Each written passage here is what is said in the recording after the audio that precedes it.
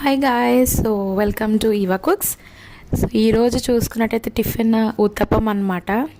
అలా వేడివేడి పెనం మీద ఇడ్లీ పిండి అట్టు వేసి ఆనియన్స్ గార్నిషింగ్ చేసి దాని మీద అసలు ఎంత టేస్టీగా ఉంటుందంటే, దాంతోపాటు పైన కొంచెం జీలకర్ర యాడ్ చేసి దాన్ని కొంచెం మనం పైన ప్రెస్ చేయాలి, అంటే ఆనియన్స్ అనేవి డిస్పోజ్ అయిపోకుండా.